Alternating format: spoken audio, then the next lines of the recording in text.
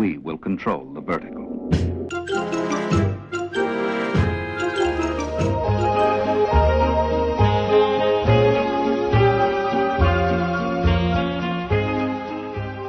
Welcome to this episode of Anthologic with your host Mark. Today we are revisiting the Twilight Zone. This is the fourth episode in season 1 we're going to be covering today, and it's called the 16mm Shrine. Starring, there's several actors in this, but the main ones are Ida Lupino and Martin Balsam, but there's several others too. This one was written by Rod Serling, first aired on October the 23rd, 1959.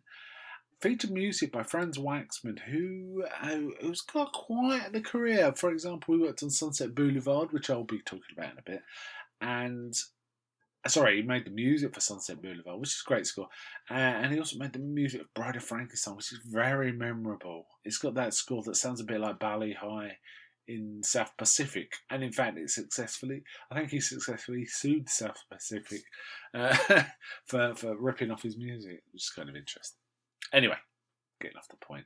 It's got some other connections with Sunset Boulevard, which it feels like a TV version of Sunset Boulevard. It's basically an Asian actress who's spends her time locked up in a big house watching films from her glory days. So there's a very strong connection to how Gloria Swanson conducted herself in that movie. And honestly, it does feel like a TV version of Sunset Boulevard in many ways. A short, punchier version, as it were. You know, this is basically a very small idea from Sunset Boulevard. And our theme is about how poisonous nostalgia can be. You know, how it can wreck your life if you can't move on from it. So there's kind of that. The other connections this guy is the director of this, Mitchell Lyson.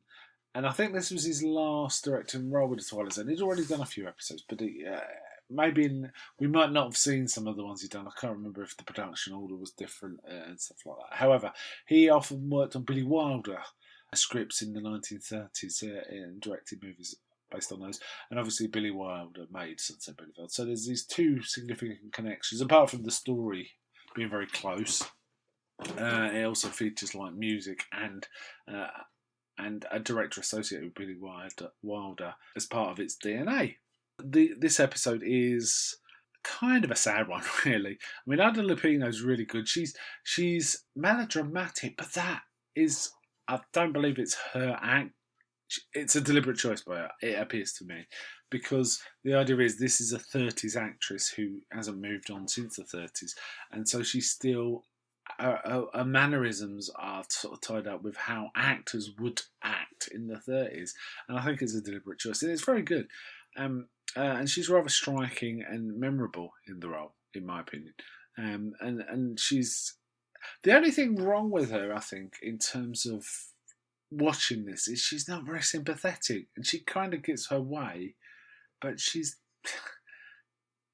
You don't think, yay, good for you. It's kind of, okay. The much nicer character is the one played by Martin Balsam, who is a bit odd. He's kind of...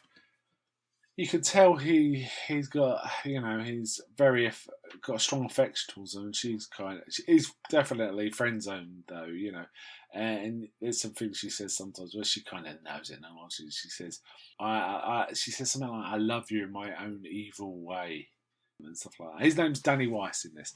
He tries to sort of help her get out of the funk by sort of trying to arrange a role that she might play, but it turns out, no, she's got big expectations. She wants to be the lead actress. She wants it to be a musical, maybe. She wants to showcase it rather than take a small part that's age appropriate to her. But she just refuses to sort of do anything along those lines. So it kind of falls apart. Now, interestingly, Rod Serling was not a fan of this, even though he wrote it. He actually acknowledged. Now, I'm taking this from a book called Rod Serling, His Life, Work and Imagination by Nicholas Parisi. Great book, great resource as well. When he's talking about this episode, and he says, Rod Serling said that this particular episode was one he disliked intensely in every department. And apparently when asked about where he got the idea from, he says, "I don't know where the hell I got this idea, but I wish I'd never gotten it." That's how much he didn't like it. I don't think that's justified. I think it's a perfectly fine episode. It may not be a great episode, but it's pretty effective and memorable. This is the first watch for me for this episode, and I'm going to remember this one. It's not going to sort of fade, I don't think, particularly. So I disagree with Silent's own assessment of this episode. I think it's pretty solid. And the thing is, I'm a fan of Sunset Boulevard, so that can work both ways. Sometimes you could see something that's a rip-off and dislike it intensely because it is a rip-off. But no, this worked just fine for me. I rather enjoyed it. The ending's a bit, what's happening there?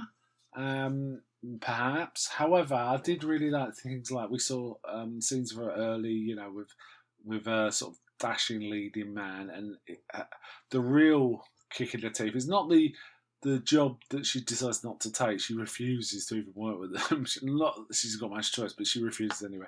Is when she meets a leading man who's come back to visit her, and she's kind of shocked because he looks older. He's got thick glasses on. He's got a supermarket chain now. He's based in the mundane real world and getting on with it. And she's quite rude to him, and he's quite sympathetic. He kind of tries to comfort her, but she will not have it. So it's kind of an interesting scene. I think it's quite a powerful scene, actually. And as I say, I think Ida Lupino was quite striking and good in this, actually. She was decent. So personally, I think that I've got no complaints about this episode. I think it's a solid episode. And as I say, one I've not seen before, so I'm in the territory now of ones I've not seen, which, given it's only the 4th episode, just gives you a feel for how few episodes I've actually seen as well as I think I might have only seen half a dozen in all, actually. It's something like that.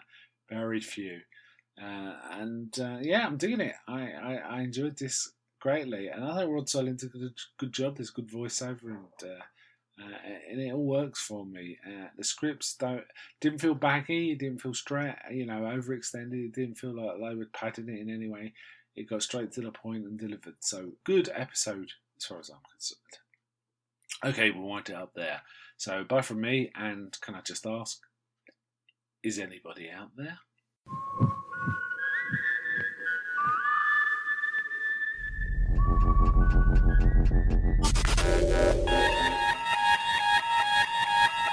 We will control the horizontal. We will control the vertical.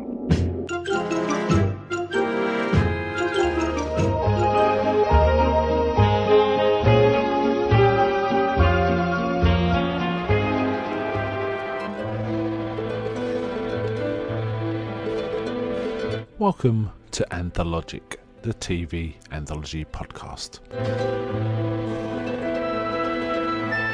I am your host, Mark. Anthologic is a podcast dedicated to exploring the good, the bad, and the odd of horror, science fiction, and the best of mystery, suspense, anthology shows and series on TV.